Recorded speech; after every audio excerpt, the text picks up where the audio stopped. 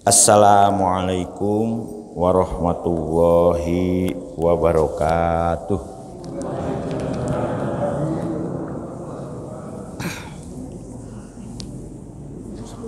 Alhamdulillah. Liridho ilahi ta'ala wa khususan bibarakati suratil Fatihah. A'udzubillahi minasyaitonirrajim. Bismillahirrahmanirrahim. Alhamdulillahirabbil alamin arrahmanirrahim maliki yaumiddin iyyaka na'budu wa iyyaka nasta'in ihdinas siratal mustaqim siratal ladzina an'amta 'alaihim ghairil maghdubi 'alaihim waladdallin. Bismillah, alhamdulillah, la haula wala quwata illa billah. Asyhadu alla ilaha illallah wahdahu la syarikalah wa asyhadu anna sayyidana Muhammadan abduhu wa rasuluhu la nabiyya ba'dah. Allahumma ya muqallibal qulub tsabbit qulubana ala dinik. Allahumma iftah qulubana ka futuhil arifin wan nawwir qulubana bihidayatil yakin. Alhamdulillah, para ibu, para bapak, kita sudah bisa meneruskan kembali belajar istiqomahnya. Belajar istiqomah. Istiqomah itu ajeg. Walaupun sedikit, walaupun sebentar, tapi kalau memang dalam kebaikan, insya Allah kan itu. Rasulullah itu pun dawuhkan, Abdulul amali adwamuha. Perbuatan, waduh, alhamdulillah. Ngapunten nggih, ngatur suwun ibu-ibu. Wah, ini dah luar biasa ini. Abdulul amali itu perbuatan singkang utomo. Adwamuha, ajegnya itu. Memang ajeg itu abot, ajeg. Kadang-kadang wonten mawon uzur, wonten mawon halangan. Ajeg itu memang abot. Ya kadang-kadang ya sakit, kadang-kadang ya memang. Wa ing kola senaoso perbuatan ajeg itu sekedhik tapi ajegnya itu, makanya kan ajeg itu mahal. Lawis takomu, istiqomah itu mahal. Tapi bukan ikatan suami takut istri di rumah, bu, istiqomah itu aja. Nggih, monggo kita harus akan manggil nggih. A'udzubillahi minasyaitonirrajim. Bismillahirrahmanirrahim. Walamma ja'ahum kitabum min 'indillahi musaddiqul lima ma'ahum yastawakanu min qablu yastaftihuna. Nah itu walamma ja'ahum, nah kitabun min indillahi musaddiqul lima ma'hum. Nah ini walamma lan tatkalane lan semangsane ja'a teko tumeko hum ing Yahudi. Ini masih terus ini menerangkan orang Yahudi dan Nasrani itu luar biasa panjang. Kitabun min indillahi, lama jaa itu nopo sing ditekaaken saking Gusti Allah dumateng Bani Israil. Kitabun tegese kitab suci.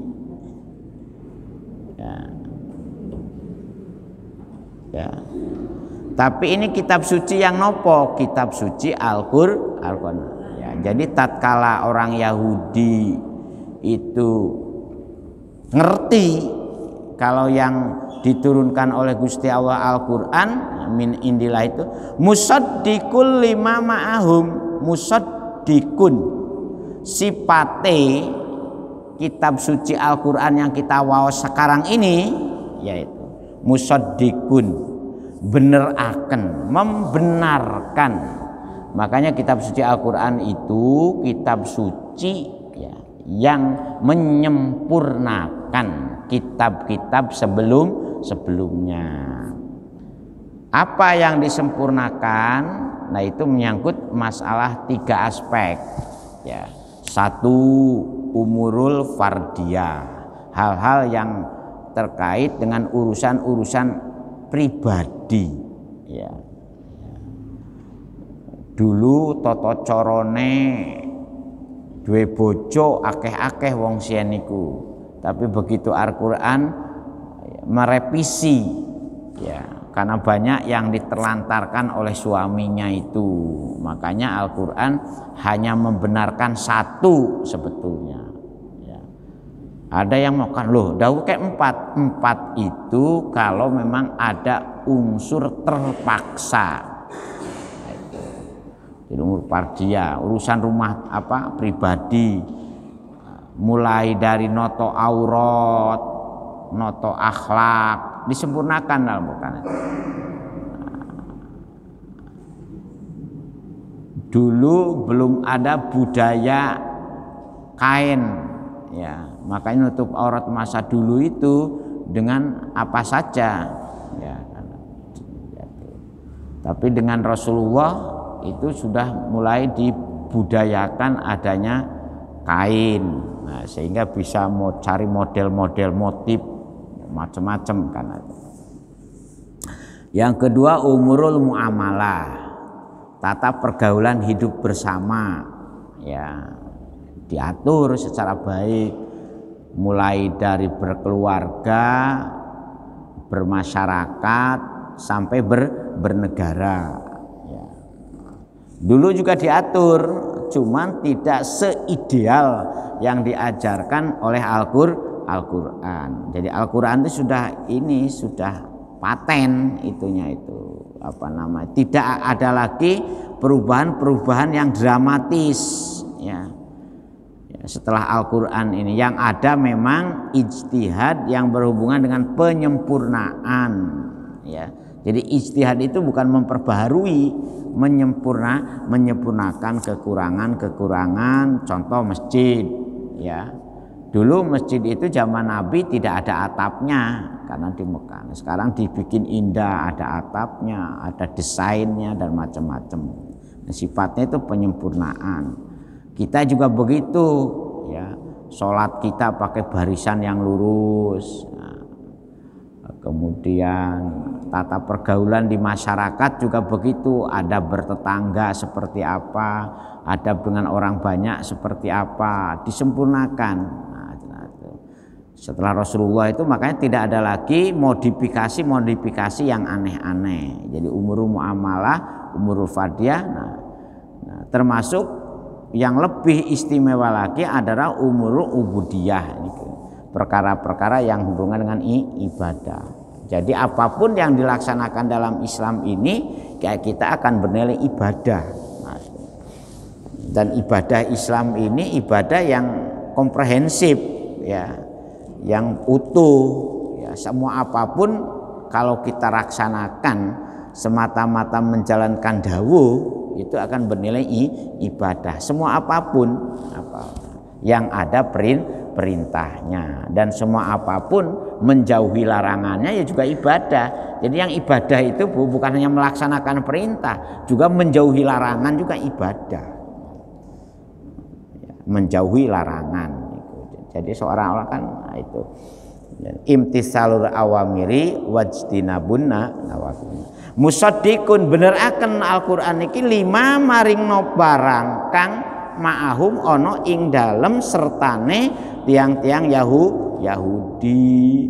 Bayane lima ma'ahum napa minat Taurati, tegese sing ono ing dalem Taurat. Jadi Al-Qur'an itu membenarkan apa, ya, terutama tauhid, ya, dan keberadaan rasul-rasul, ya. Jadi sama apa yang dijelaskan di dalam Taurat, Injil, Zabur dan Suhuf itu menjelaskan tentang apa yang diajarkan tauhid dan apa yang diajarkan masalah kerasulan itu sama. Penjelasan Nabi Musa dalam Taurat, penjelasan Nabi Yusuf di dalam Taurat sama dengan penjelasan Nabi Yusuf di dalam Al-Qur'an, bahkan menyempurnakan, ya. Cerita yang paling lengkap tentang Nabi dalam Al-Qur'an kan Nabi Yusuf, ya.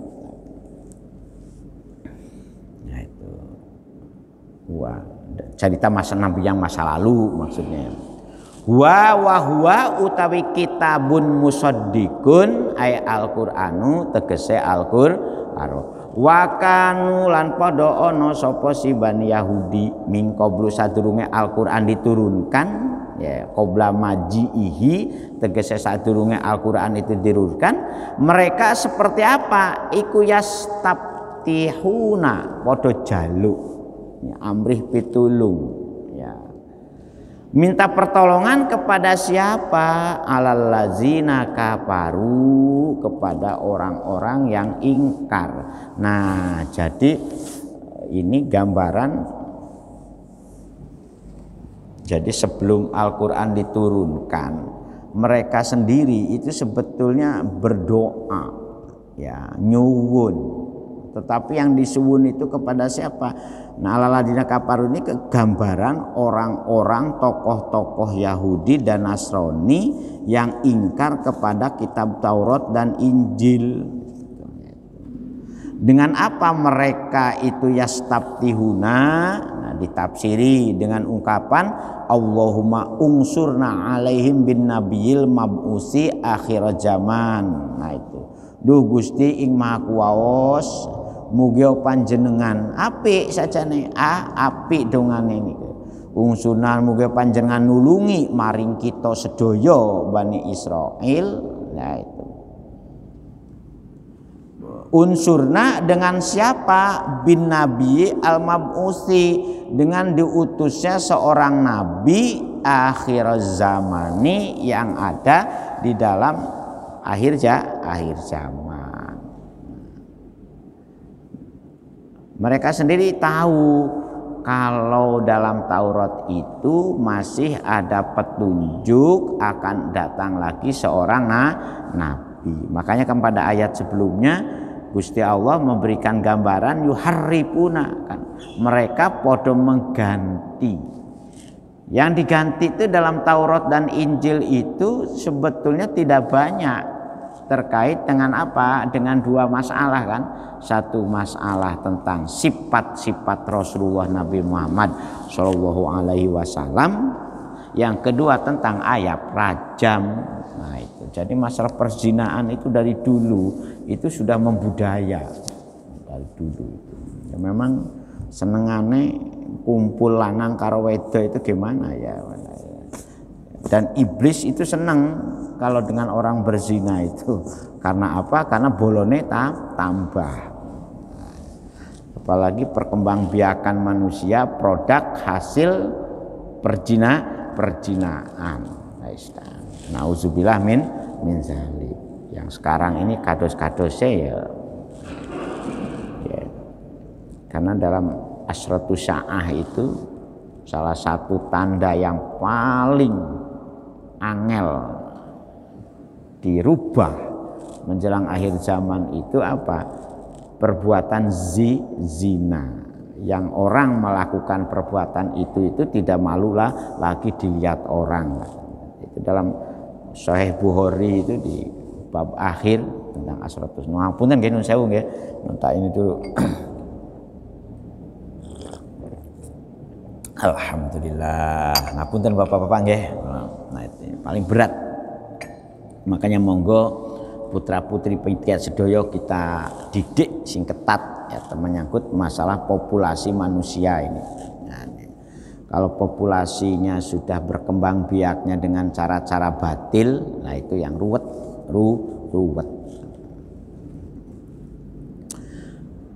Falamma ja'ahum a'arafu. Nah itu.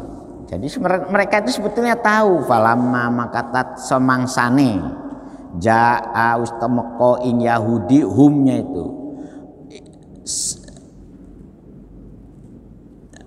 Ja'a kepada mereka tuh apa?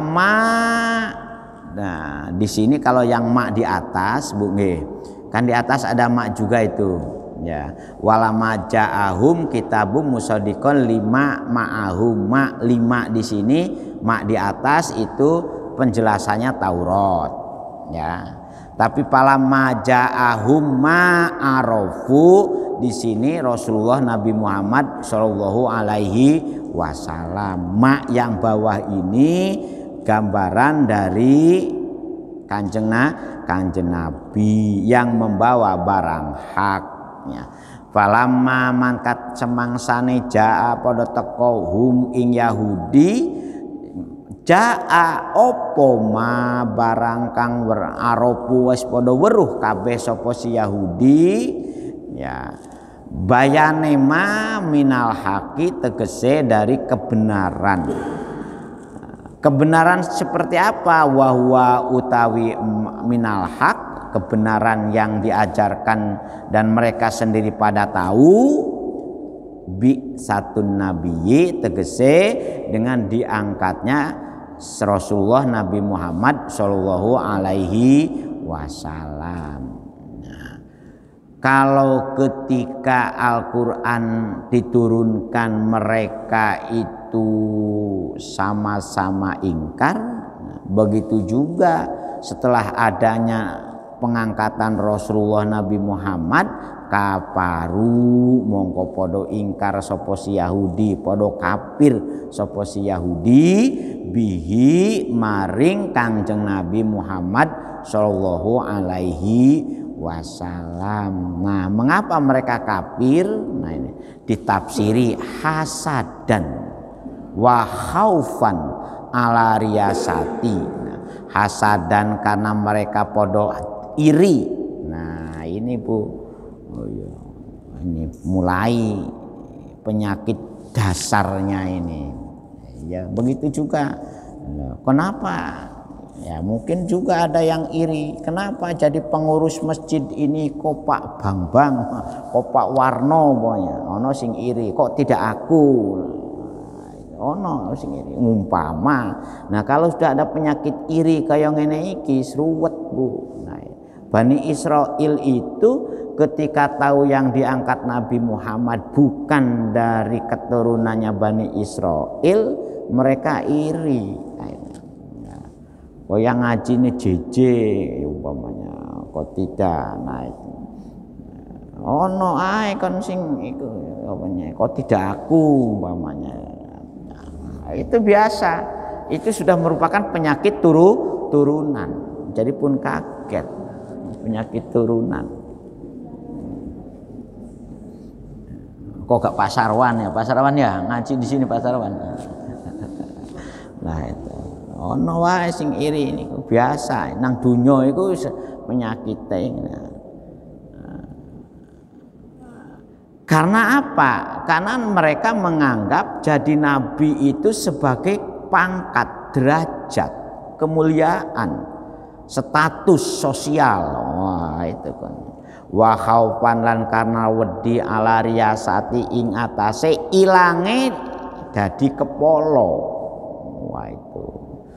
Jadi memang dikira orang itu nun sewu nggih, makanya kita ini gak boleh iri dengan jabatan kedudukan seseorang karena ada tanggung jawabnya sendiri-sendiri. Biyen kenapa kok gak umpamanya kalau rumah tangga umpamanya sudah jadi suami istri, biyen aku kasajene arep rabi karo si anu kok saiki gak oleh ngono apa kan ya. Wis dadi bojone oh ya apa bayangkan. Gak boleh ngoten nggih. Sajane aku arep mau dapat Luna Maya apa Luna apa kan ada pikiran. Bapak-bapak juga begitu. Ibu-ibu maunya saya mau dapat Roy Markun apa Roy Martin. Nah, itu gak boleh, Bu. Nah, jadi memang hasad itu sulit diobati kecuali mati. Angel tobate. Makanya orang hasad itu dianggap sebagai sama dengan orang syirik, ya, orang iri. Sembuh kalau mati. Dan orang mati dalam kondisi hasad itu mati yang paling menyengsarakan. Nah, itu naudzubillah min zalik. Nah, oleh karena itu ketika mereka seperti itu ya falaknatullahi alal kafirin. Nah ini Bu, jadi saya ini gak ngarang-ngarang. Kalau orang mati hasad sengsara itu Gusti Allah dhewe sing dawuh. Nggih, pun ngarang-ngarang. Makanya sehingga gak ada artinya kalau orang beramal dengan penuh hasad itu sampai digambarkan itu dari hasad itu gambaran orang takabur. Jadi kalau kita udah ada iri dengki itu sama dengan takabur.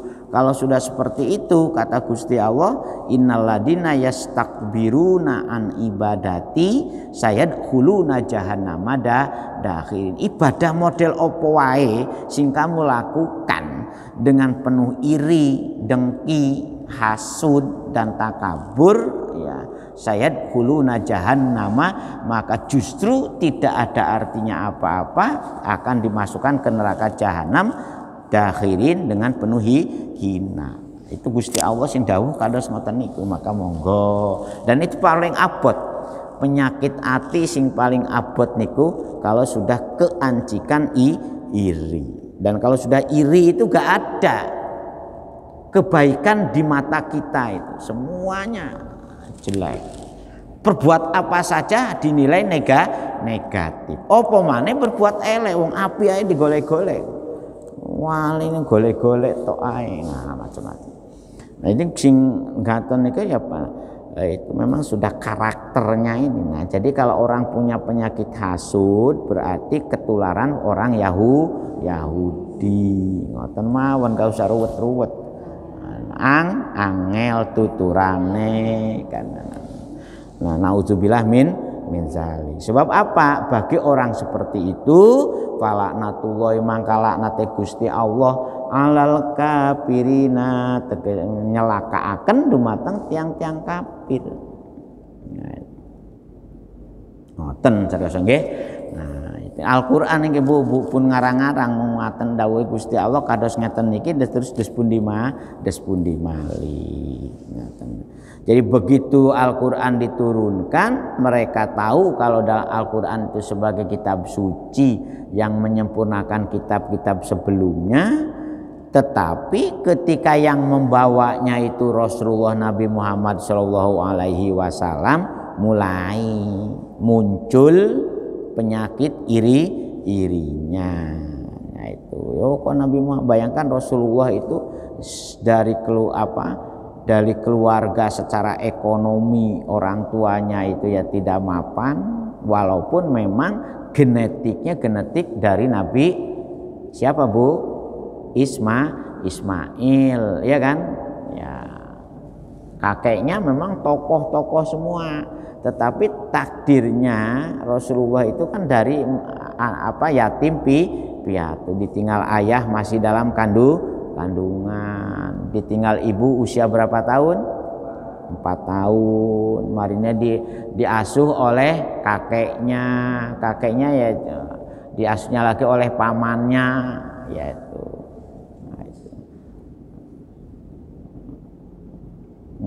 sengsara mulai cilik, sengsara yo angon wedhus dilatih oleh Gusti Allah. Jadi orang yang akan sukses menjadi pemimpin itu memang ya latihannya ya luar biasa. Katanya kan begitu. Nahkoda yang baik itu bukan bukan mengarungi samudra tenang, tapi justru mengalumi samudra yang penuh dengan ombak dan gelombang kan itu.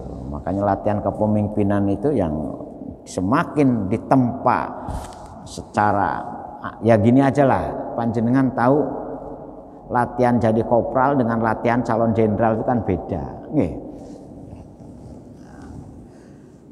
Ngoten ceriyose. Bi samastarau. Nah ini.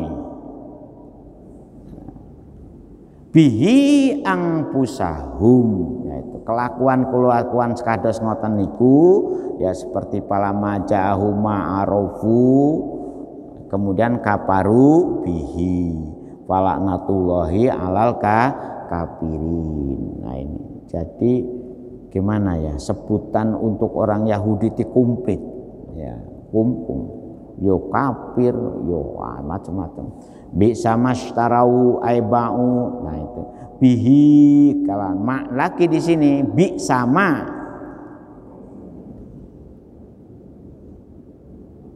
ya. Jadi kata-kata istarau kan sudah sering di ayat sebelumnya itu. Jadi perbuatan menukar, nah itu yang baik dengan yang jelek, yaitu pada hakikatnya itu sama dengan mencelakakan ampusahum, ya, mencelakakan awak dewene mereka orang-orang Yahudi. Dengan cara apa mereka mencelakakan diri? Ayakuru, dengan mereka ingkar, dengan mereka kafir, ya, dengan kufruhum, dengan kafirnya mereka, bima angzalallah wahu, bima kalawan perkara angzalakang wis nurun akan sapa Allah Gusti Allah, ya, bagyan. Nah itu ya, ayunazzilallahu, jadi bagian dengan penuh apa? Bagian itu ditafsiri hasad lagi. Bagian itu istilah lain dari sifat penuh hasad, tafsirannya itu jadi sama. Jadi bago itu kan penolakan yang sangat, ya, penentangan yang sangat. Mereka melakukan penentangan terhadap Al-Quran itu karena dasarnya hasud, ya. Walaupun mereka sendiri tahu, ya, benar apa enggak. Kan pernah viral cerita Pak Habibie ketika beliau kuliah di Jerman itu, mengapa teman-teman Yahudinya itu kok cemerlang dan apa istimewa, kemudian diintip oleh Pak Habibie itu kan, diintip. Ketika diintip, mereka ternyata rutin setiap malam jam 3 itu bangun, mandi, terus baca Al-Quran. Dari situlah akhirnya Pak Habibie belajar Al-Quran itu, belajar membaca. Nah, dia, loh, kenapa Anda membaca Al-Quran padahal Anda bukan orang Islam? Nah, orang Yahudi menjawab, loh, Al-Quran itu tidak hanya untuk orang Islam, kan hudan linnas, ya, wa bainati minal huda wal furqan. Jadi Al-Quran itu memang untuk semua manusia, ya, bukan hanya bukan hanya orang Islam, gitu, Al-Quran itu. Jadi, terutama terkait dengan sains dan teknologi, yaitu. Jadi ayat-ayat Al-Quran itu juga melandasi berkembangnya sains dan teknologi. Insya Allah nanti kita akan ketemu dengan ayat-ayat yang berhubungan dengan sains dan teknologi itu, dibaca Al-Quran. Nah, kita yang beriman ini, yang ngaku Islam ini, kok jarang baca, kan aneh. Makanya saya wajibkan anak-anak kecil itu, kalau bisa anak-anak kita, ya, sebisa mungkin minimal bisa membaca Al-Quran minimal. Syukur kalau sedikit demi sedikit kita bisa memahami isinya. Itu viral itu cerita Pak Habibie seperti itu. Bahkan ada yang mubalek yang di YouTube itu kan mengulang-ulang bagaimana Pak Habibie menceritakan teman Yahudinya itu yang hebat. Dan kita yakin, nah kalau orang yang beriman yang rajin kados jenengan rajin sholat ini harus yakin, wa nunazzilu minal Qur'an ma huwa syifa warahmah. Dan ternyata wallahu alam juga, ya, ada 2 dokter yang memberi tahu ke saya itu, ya kebetulan dokternya rajin maca Quran. Jadi pertama, penyakit kanker itu yang paling efektif obatnya itu hanya dengan membaca Al-Quran. Tadi dokter dari Cirebon itu yang kebetulan yang paling efektif, pengobatan yang paling efektif untuk ibu-ibu, ya, yang banyak kanker tekan ibu-ibu, ya, karena bapaknya jarang nyangoni, ya, kantong kering, ya. Tapi kalau bapak-bapak sering nyangoni, insya Allah ibu-ibu tidak terserang kanker, Bu. kanker serviks, ya kan, kanker payudara. Kalau bapak-bapak itu yang banyak itu kanker otak, ya, atau kanker ini. Itu maca Quran katanya Bu, yang paling. Yang kedua ini apa namanya? COVID. Nah, itu. Dari teman yang sembuh-sembuh itu, ya, ternyata obat yang paling mujarab itu yaitu kalimah-kalimah thayyibah dan baca Al-Qur'an kan. Yes, mudah-mudahan semuanya sesuai dengan dawuh Gusti Allah kan, wa nunazzilu minal Qur'an ma huwa syifaa. Makanya kita ini jangan di dalam awal surat Al-Baqarah, di dalam tafsir Ibnu Katsir itu, kalau panjenengan rumahnya sering kejinan, biasanya kan jin-jin itu masuk rumah juga. Nah, ada juga jin yang ngerusak. Rajin-rajinlah membaca surat Al-Baqarah katanya. Itu menurut Rasulullah. Itu jadi ini Al-Qur'an ini perlu. Karena apa? Di sini ada terusannya ini. Ayunazzila min fadlihi ala mayyasha'u min ibadihi katanya itu. Ayunazzila yang tanurun akan sapa Allah Gusti Allah min fadlihi saking keutamanipun Gusti Allah, saking keistimewaan Gusti Allah, ay wahyu tegese wahyu ya. Ayunazzila itu bisa dibaca ayunzila atau ayunazzila bitahfif wa tasydid itu tuh. Jadi kalau ada orang membaca ayunzila itu ya jangan disalahkan karena masih dianggap benar ya. Nah ini karena Al-Qur'an ini ada memang dibenarkan dalam 7 koridor bacaan yang mutawatir. Nah yang mutawatir itu hubungannya dengan pendekatan nahwu syarofnya tidak menyalahi posisi arti dan maksud yang terkandung di dalam rangkaian ayat Al-Qur'an itu. Ayunazzila minal fadlihi ala man ing atase sinten mawon. Nah di sini mungkin itunya itu apa namanya? Kenapa orang Yahudi yang diceritakan Pak Habib tadi rajin baca Quran? Karena Gusti Allah itu ya kalau sudah menurunkan kehendaknya itu kepada siapa saja ya. Alaman ing atase sinten mawong yasha kang ngersakake sapa Gusti Allah nah, min ibadihi saking hambanipun Gusti Allah.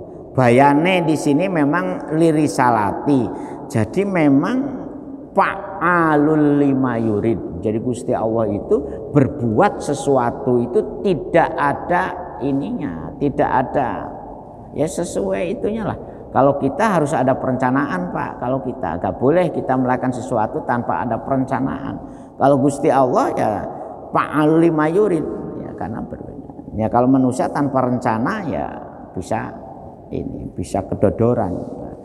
Terutama melakukan sesuatu yang bersifat manfaat untuk umat ya perencanaannya harus matang.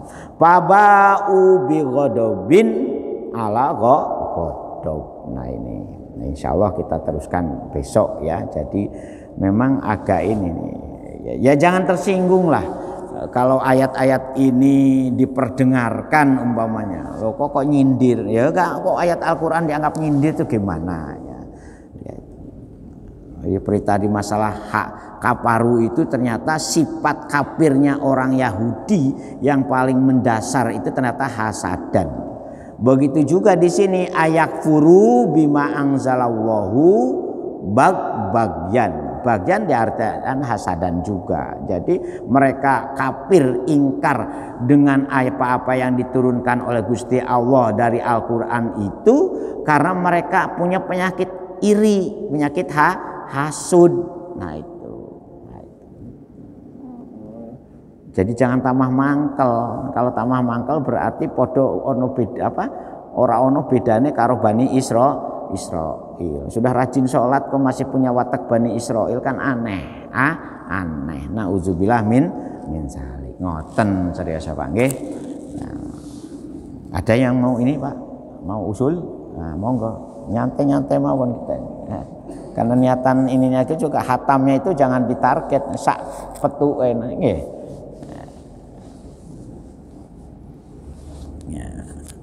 Nah, kita teruskan lagi. Monggo Pak kalau memang adanya.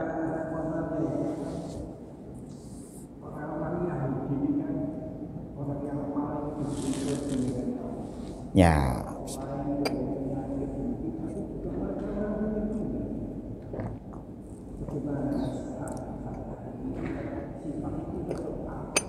Ya. Itulah misterinya Gusti Allah menciptakan makhluknya. Nah, misteri Gusti Allah makhluknya. Di satu sisi Gusti Allah itu menjelaskan kejelekannya, jelentreh. Nggih, kejelekannya dijelaskan sampai jelentreh. Tapi di sisi yang lain Gusti Allah memberi keistimewaan yang luar biasa. Nah, karena keistimewaan itulah akhirnya dia merasa GR-nya itulah membuat gede rumongso itu ngoten Pak Ceriose. Gede rumongsonya itu yang membuat akhirnya dia sifat punya takabur. Ngoten ibu-ibu nggih. Ya. Al-Fatihah. Auzubillahi minasyaitonir rajim. Ya. A'udzu billahi minasy syaithanir rajim.